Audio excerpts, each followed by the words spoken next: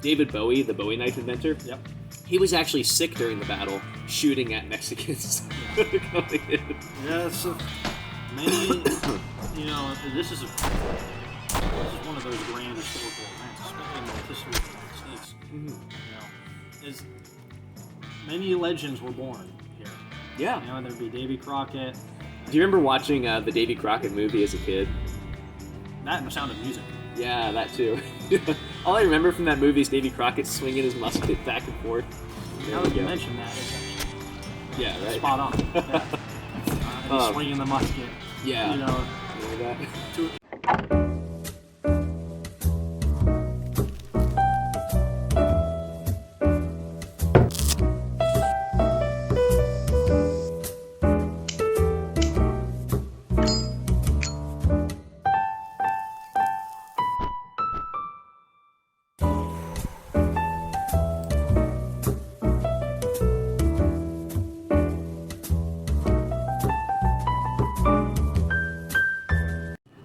Right. Good afternoon, History Puffs. I'm here with John. Right now, John, what goes together better than a good cigar and great conversation? I'd certainly have to say the Gonzales flag fits somewhere into that mix. Oh, definitely. So the Gonzales flag is probably like the most Texas thing you're ever going to hear about. So Texas was still a part of Mexico, and then Mexico starts its revolution in about like 1810. And then after that, 10 years later, Texas starts its revolution. Now, Mexico had given Texas one cannon to defend from the natives, right? Those pesky natives. And so they're like, oh, these guys are, unstable. Let's get that cannon back. Well, they go to get the cannon back, and Texas makes it abundantly clear what their position on that issue is. And so, come and take it with a Lone Star. Yep, the come and take it Gonzales flag. Your Lone Star state for you. Yep. I've never heard of a more Texas thing than that. No. Like, I know that was used by the Spartans, like that quote, but if there was one American, subculture to use that, it'd be the Texans. And then, of course, you still hear the come and take it nowadays. Yeah. All the time. It echoes through the history. Oh, yeah. The Gonzales flag is just another reverberation of, the concept. But it was a very notable one, most certainly. The most American one, yeah. Yeah. So then, after that, this, really starts the Texas independence movement, right? And this is kind of like the American Revolution was a minority movement. I don't know if you knew that. The American Revolution was actually a minority movement. Oh, certainly was, yeah. There's no doubt about it. No. Going against the tide is usually something that's a minority classification. Whether it's the American Revolution, the stuff we're talking about now with Texas, certainly. What really kicks off the Texas Revolution is the Alamo, right? And I'm really pumped up to talk about this because when I was reading about it, I was like, wow, that's badass. Yeah. So can you give a little bit of the prelude to the Alamo? Yeah, so basically, for starting in if you remember in the 1820s, in the 1820s you started to have Anglo-American settlers, predominantly Southerners. They began moving into what is now Texas. Yeah, Texas was mostly white. Yeah. Which is really interesting. Yeah, and that's because starting in the 1820s they started moving in, and of course once that began happening, there was sparsely populated land for the same reason they gave the one cannon to defend against the natives. Yeah, they gave that because the protection was scarce. Right, right. They wanted people to occupy the sparsely populated land and basically that. It was almost like a vassalized region, so to speak. Really? Yeah, essentially. Okay. It was. Basically, they would be under the rule of the Mexican state, but wouldn't have any sort of strict controls as long as they contributed to the economic development of Mexico. That's really feudal. That's really imperial. Yeah, I didn't know that. Yeah. Yeah. But of course, one reason why they wanted to get independent is because they forced them to be Catholic. So, if you look at other emperors in history that do that, like Cyrus, they don't force religion on their people. Yeah. And also, Mexico didn't like slaves either, so that's another one, I think. Yeah. Yeah, there's a lot of, there's definitely a lot of stuff at play, whether it be the slaves and religion and stuff like that. But as, you had more Anglo-Americans move in, the closer Texas as an entity could associate with the United States, and the further it moved away from associating with Mexico as an entity. And, Right. As that happened, it became much easier to get the ball rolling, so to speak. Yeah. When it leading up to the Alamo. Absolutely. And then we have, so Santa Anna, there were like loose battles between the Texans and the Mexicans, but then Santa Anna is like, all right, no shit, it's time to end this. All right. So let's end this. And so he like organizes a legit army. And then they corner the the Texan forces in the Alamo. And Alamo is not designed to withstand artillery. It's designed to withstand Native American attacks. Yeah, they never anticipated to go up against a standing European-style military at any point whatsoever. Right. And so, I mean, if you want to call it that, like, I know that. Yeah. So, one of the reasons why it was so bad for the Mexicans was because they were so bad at fighting, all right? Yeah. So, I'm not going to win any Mexican viewers over by saying this, but actually, like, when they went to assault the keep of the Alamo, they were actually shooting themselves so badly that they actually had to retreat and then do it again. And then, when they snuck in a second time, they actually started. They snuck in like no one knew they were there, but then they shouted, "Viva la Santa Ana!" Yeah, "Viva la Santa Ana!" Right, Yep. and so they gave away their position, and then they got shot at from 3 sides, right, mass casualties, and so they kept just piling bodies and bodies into the Alamo. Eventually, the defenders ran out of ammo, so they were shoving like door hinges, nails, rocks, anything they could in their cannons to keep firing. It's like I remember watching Pirates of the Caribbean and when they like load forks and spoons into their cannons and start firing them at you. Yeah, same deal. And monkeys too, right? Yeah, monkeys. Yeah. Whatever can come out of this cannon, we're gonna send it because I'd shoot a monkey, right? Yeah. If it flies, it goes. So they got further sneaking in than any of their direct assaults ever did up prior to that point. Right. And then, of course, for LOTR fans out there, like Gimli walking through the elven forest, if you breathe so loud they can shoot you in the dark. Doesn't help you if you snuck in there, if you give up your position, Viva la Santa Ana. Right away. And then you're getting shot from 3 sides. I know. So they're just... So the Mexican casualties were about like 1,500, and the American casualties were 182. And we know the exact number because Santa Anna made sure to kill every single one of them. But boy, did he pay for it. Davy Crockett was fighting with his musket because they ran out of ammo completely. David Bowie, the Bowie knife inventor, he was actually sick during the battle. And there's actually a painting of him. He's on his deathbed because he was like really sick, shooting at Mexicans. Coming in. Yeah, so many, this is one of those grand historical events in the history of the United States. Mm-hmm. Is many legends were born here. Yeah. There'd be Davy Crockett, Bowie, those two predominantly. But of course, this event sets the stage for many other big things that are going to happen afterwards. Yeah, and I mean, then you get the whole like Texas independence movement too. So not even for America, but the news of the Alamo causes the Texans to unify and fight against Santa Anna. Yeah.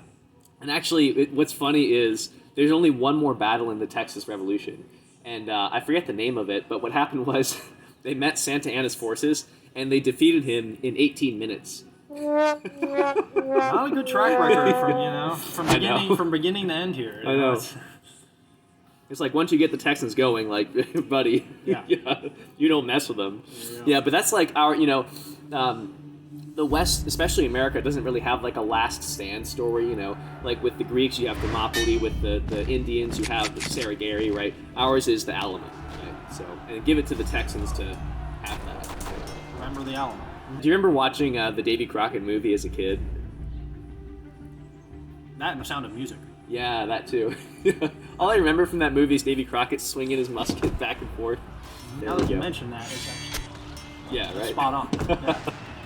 And he's swinging the musket. Yeah. Remember that? He'll collapse of exhaustion, and maybe then you'll be able to take care of him, but not until then. No. The defenders were up for like 10 days straight also. Like that's why the Mexicans were able to sneak in, was because they were just so tired. They couldn't stay awake anymore. You gotta get your rest, and after 10 days, sneaking in becomes a lot easier. Yeah. Of course, we all know what happened after they did that. Of course, sneaking in becomes easy when you're stealthy about it. Yeah. Bruh. It's been echoed throughout the ages by figures of renowned military capability. Never interrupt your enemy when they're making a mistake. Napoleon's big comes to mind. Well, for all we know, maybe they gauged the incompetence of who they were up against. Yeah. Like, let them walk in. Yeah. Let them get surrounded. Yeah. Let them walk into a position where they're surrounded by us. And we know they're going to mess this up, and when they do, we're going to reap the reward. They probably did plan for that. I think they did because the part of the wall that they entered in was like completely demolished. So they knew like, hey, they're going to come in from here. Let's let them come in so we can shoot at them from 3 sides. And piles of bodies. So anyways, Texas becomes independent. So now Texas is on the map. And is America a nation to take over other independent nations? Yes. Well, I mean, insofar as we're a nation of people, governed by people and led by people, it certainly doesn't make us immune from what other people have done. So, I mean, it's safe to say that, the answer is yes. At the time, Manifest Destiny was huge, right? But actually, I'm going to sort of counter that because Texas comes on the map, and usually America likes to take new land, but this time they don't want it. Yeah. They don't want Texas. Again, what comes to mind when you mention something along those lines is something like the Gadsden. Right. Of course, that's afterwards. That is afterwards. But, the idea of defeating an enemy in a war and then paying them for land is, I would regard as being quite generous. Yeah. So, there is that American reputation that does get established here. Right. We don't need to just seize your land and take it by brute force. There's still a commerce aspect involved in all this at the end of the day, which, is actually a homage in a certain way to how that is a really good point. Like, they don't just take the land, they take it and they pay for it. They actually paid, at the time, $15 million for Texas. And today it's like $486 million. Yeah. So, well, I can't think of another sort of example. Of course, perhaps my scope is just limited, of where after, winning militarily, you then proceed to pay, your vanquished adversary, so to speak. Yeah. For something that you are occupying by force. No, you're right about like no one else does that.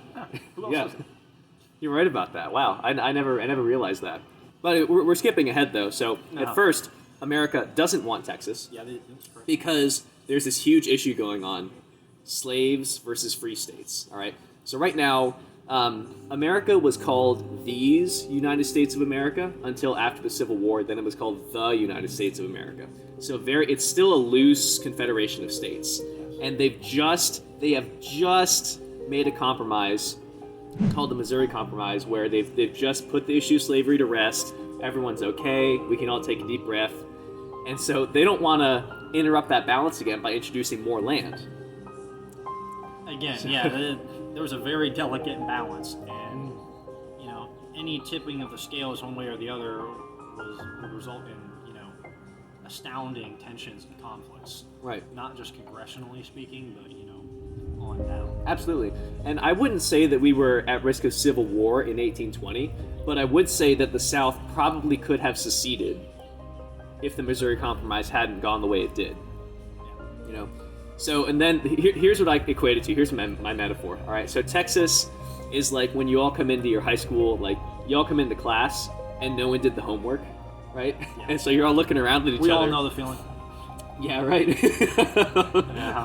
we all know it. So y'all come into class and you're all looking at each other. You're like, shit, are we going to get away with this? Like, is the teacher going to say anything? And then there's always that one kid who raises his voice and goes, Mr. Teacher, was that due today? And everyone's like, oh, God, right? And that kid is President Tyler. Yep. Cue the music. So no one wanted to annex Texas because they didn't want to interrupt the delicate balance like you were saying. And actually, Texas wanted to become part of the United States. They actually applied to, but they rejected them because, again, the slavery issue. And again, about them wanting to be part of the United States, most of them were immigrants. Anglo-Texas, they called it. No way. Yeah. Oh, wow. Yeah. Because I know there's the Texians, and then there's the Tejanos, who are the Spanish people in Texas. But now Tyler bids to annex Texas, and they say his motivation was because Britain, our friends across the pond, actually wanted to free the slaves in Texas. And so he's like, oh, no, you don't, because President Tyler is Virginian, and Virginians love their slaves. Yeah. Ever since we gained our independence, the United States gained its independence from, the British. There's this whole idea, this is our yard. Right. Because the British did try to take more land in America, right? Yeah. You had the War of 1812, right? Yep. Yeah. So this is not, unheard of for Britain to try and take more land. So now, on his last day in office, he completely abandons his party, right? Bids to annex Texas. And so then we have this Democratic president, James Knox Polk, coming to office. And this guy is an understudy of Andrew Jackson.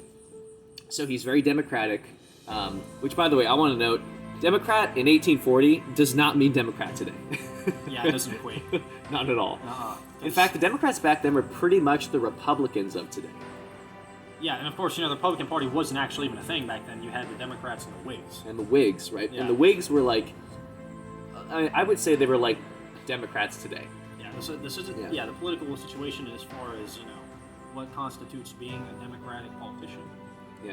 As far as the name is concerned, the party, very, very different. Absolutely. I mean, Democrats of 50 years ago are even different from Democrats today. Yeah, whereas the Kennedy Yeah. The Kennedy type Democrat. Yeah. You could say there's very stark contrast if you were to compare. Of course, there are also some similarities, but there are many divergences, more than you would be able to count, as you close that window. Right, absolutely. So, but James Polk is by far the most expansionist president.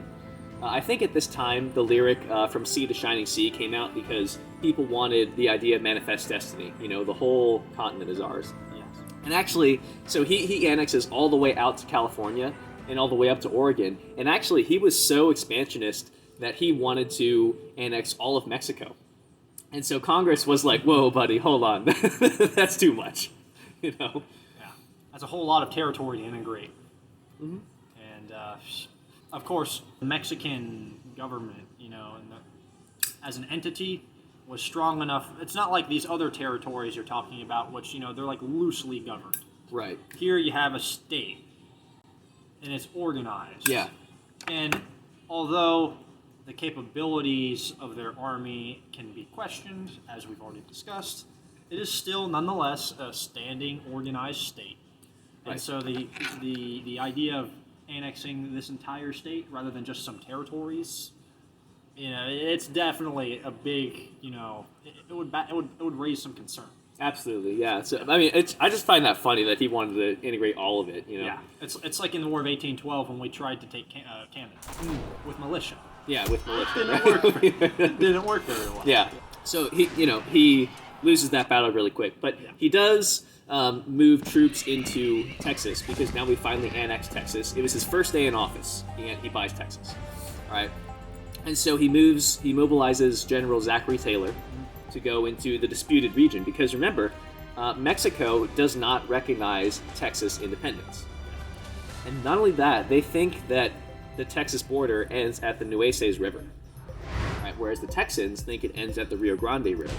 And so Polk, being the expansionist that he is, wants the maximum amount of land, so he sends General Taylor all the way down to the Rio Grande, where Santa Ana is. So it's like the ultimate square-off, right?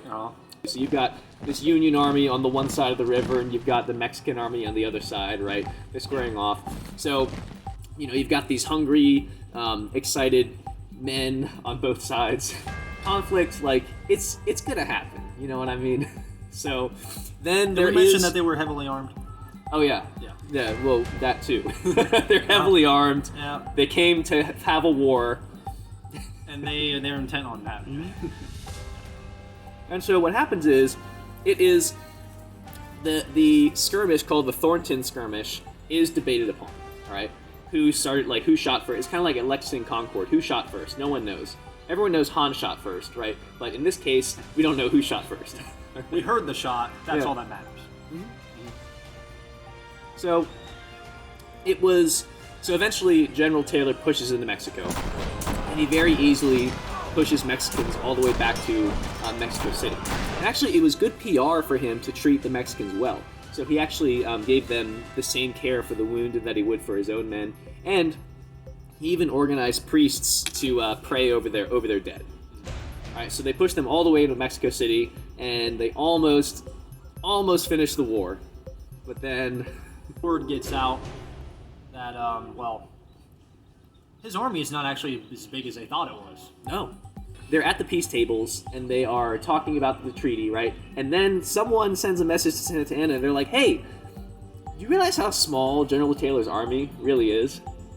And so then Santa Anna's like, "What?" So he goes and surrounds Taylor in Mexico City, but as we've learned before, the Mexicans are not very good at besieging smaller armies. Yeah, I mean, yeah, the Alamo was, it was 182. And of course, it's certainly not as large a project as besieging an American army, even if it is smaller than you anticipated it once. Right. So, again, not up for this task. Perhaps maybe things will be different this time.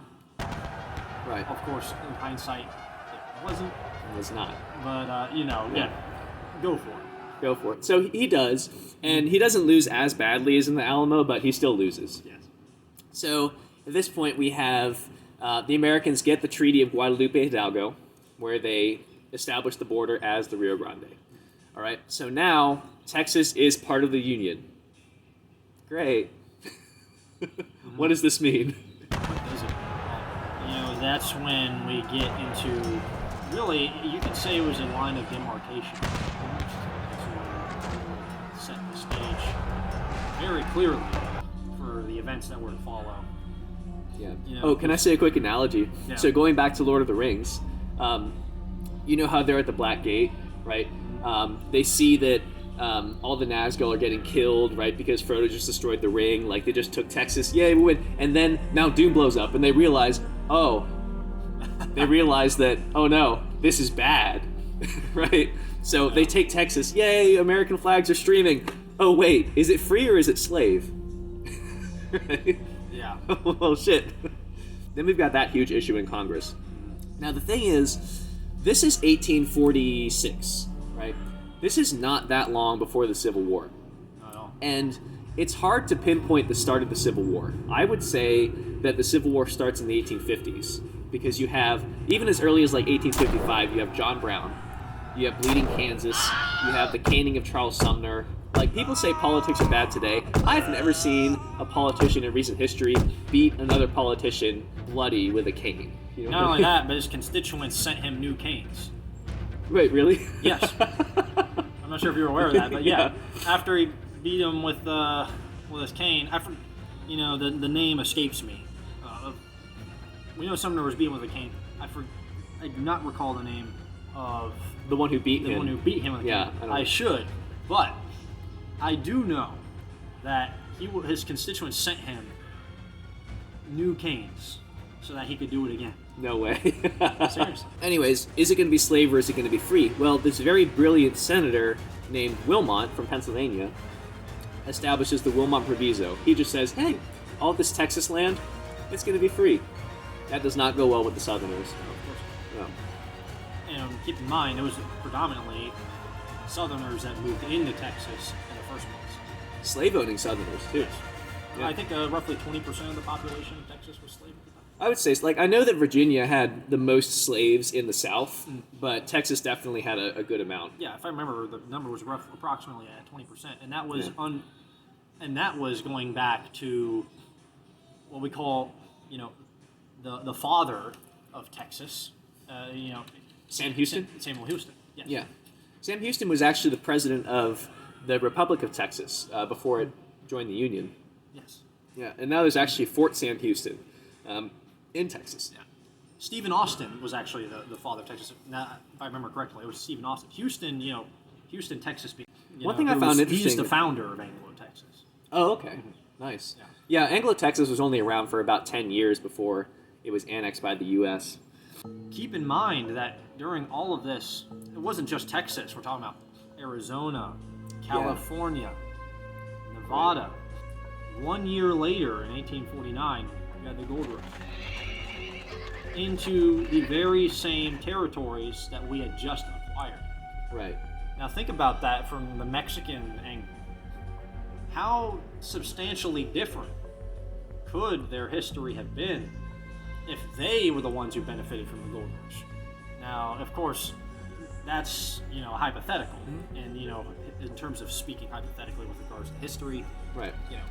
Do it at your own, at your own discretion. It's fun when you're smoking a cigar, though. Yeah. Yeah. I never thought about that. Imagine that they sell all this land and then there's gold. They're probably kicking themselves back in Mexico. Oh, certainly, yes. The San Francisco 49ers. Yeah. That's in reference to the 1849 gold rush. Gold rush. Out Yeah. into those territories. And of course, just a year before, Mexico parted with that territory. Mhm. So really, Wow. 1 year. 1 year. That was it. Man. Think about it. And they also just spent a whole lot of money fighting this war. That too. Oh man. And I guess the Texas purchase wasn't enough to cover it. I mean, maybe it was. I don't know. Yeah, but again, all that gold you found certainly would have helped. And also, the territory is problematic because the Missouri Compromise stated there's no slaves over this line, right? Well, California bisects Missouri, so you can't have half free and half slave, right? So what are you going to do, right? Yeah, this is and it's consideration of things like that where you put out the fires as they arise, but this is starting to turn into a raging conflagration, just a complete inferno. There's not enough hands on deck to keep dealing with these conflicts that are going on with regards to integrating slave states and free states at around this junction. Cue, for example, cue the secessions because of these, very largely due to these events that we're talking about. Right. I think that about wraps it up, but what we haven't covered is, John, what are we smoking? So these, I'm glad you asked. So my grandfather owns a tobacco farm in Honduras, and these are completely, totally hand-rolled in the very, very literal sense. Organic, raw, not for export. Right. Of course, you have your export cigars, which they're fine rolled, they're packaged, Right. the whole deal. Yeah. This is a very, very personal touch. It definitely has like a rustic look to it, Yes. but I like that.